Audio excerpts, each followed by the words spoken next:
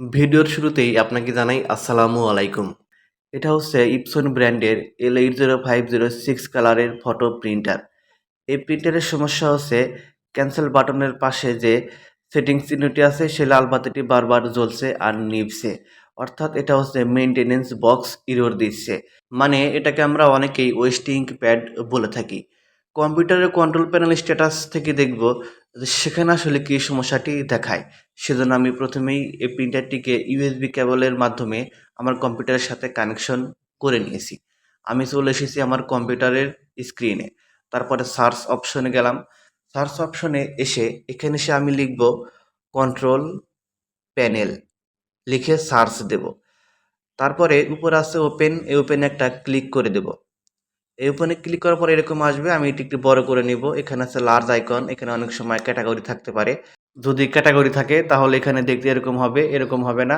আমরা ক্যাটাগরিতে আবারও ক্লিক করে দেব। ক্লিক করে দিয়ে লার্জ আইকন এটাতে ক্লিক করে দেবো। তারপর এখানে আছে ডিভাইসেস অ্যান্ড প্রিন্টার্স, এটাতে ক্লিক করে দেব। এরকম ওপেন হবে। তারপরে এখানে এই প্রিন্টারটা হচ্ছে আমার। আমি আমার মাউসের রাইট বাটনে ক্লিক করে দেব। দিয়ে এখানে আছে প্রিন্টিং প্রেফারেন্সেস, এটাতে ক্লিক করে দেব। উপরে আছে মেইনটেনেন্সেস, এটাতে একটা ক্লিক করে দেব। ভিডিও করার সুবিধার্থে আমি এটি টান দিয়ে একটু ডান দিকে সরিয়ে নিলাম। তারপরে মেইনটেনেন্স এটাতে ক্লিক করে দিলাম। তারপরে এখানে দেখতে পাচ্ছেন ইপসন স্ট্যাটাস মনিটর 3 এর আইকনের উপর একটা ক্লিক করে দিলাম। ক্লিক করার পরে দেখেন লেখা উঠেছে maintenance box is nearing the end of its service life. অর্থাৎ মেইনটেনেন্স বক্সের সার্ভিস লাইফটি শেষ হয়ে গেছে। এটি পুনরায় চেঞ্জ করে নিতে হবে, অর্থাৎ রিসেট করে নিতে হবে। আমরা এটি এখন চেঞ্জ করে নেব। এখানে দেখতে পাচ্ছেন এখানে কোড দেওয়া আছে মেইনটেনেন্স বক্সের। আমরা এখন এটি চেঞ্জ করে নেব। এটা হচ্ছে ইপসন কোম্পানির অরিজিনাল মেইনটেনেন্স বক্স। কভারটি পুরো উঠিয়ে নিলাম। তারপরে মেইনটেনেন্স বক্সের যে লক আছে টান দিলে খুলে যাবে। তারপর টান দিলে মেইনটেনেন্স বক্সটি বের করা যাবে। বের করার পরে এটি যেটি ব্যাড এটি সরিয়ে নিলাম। তারপরে এখানে যে প্যাকেটের ভিতরে অরিজিনাল যে নতুনটা যে আছে এই নতুনটা এখন আমি বের করে নেব। বের করার পরে এখানে দেখতে পাচ্ছেন এখানে একটা কোড দেওয়া আছে। এটাই হচ্ছে মেইনটেনেন্স বক্সের যে পার্ট, এটা হচ্ছে সেই মেইনটেনেন্স বক্সের পার্ট কোড। এখন আমি ঠিক যেভাবে খুলেছিলাম ঠিক এভাবে খুলে ধাক্কা দিয়ে লাগিয়ে দিলাম। তারপর উপরে যে ঢাকনা আছে লক, এই লকটি লাগিয়ে দিলাম।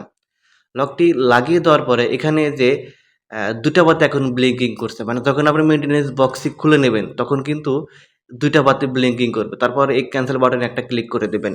ক্যানসেল বাটনে ক্লিক করার পরে অ্যা এ এখানে একটু ক্যাডিস ঘুরবে। ঘোরার পরে দেখবেন ক্যানসেল বাটনের যে লাল বাতিটি সেটিং চিহ্ন লাফালাফি করছিল সেই সেটিং চিহ্নটি কিন্তু এখন নেই। এখন কিন্তু এটি চলে গেছে। মানে এখন রেডি হয়ে গেছে, এখন আর সমস্যা নেই। প্রিন্টারের যে মেইনটেনেন্স বক্স এররটা ছিল, মেইনটেনেন্স বক্স চেঞ্জ করার কারণেই এই সমস্যাটির সমাধান হয়ে গেছে। এই ভিডিওর মাধ্যমে আপনার যদি উপকার হয়ে থাকে তাহলে ভিডিওতে অবশ্যই লাইক, কমেন্ট এবং চ্যানেলটিতে সাবস্ক্রাইব করে দিয়ে বেল আইকনটি অন করে দেবেন।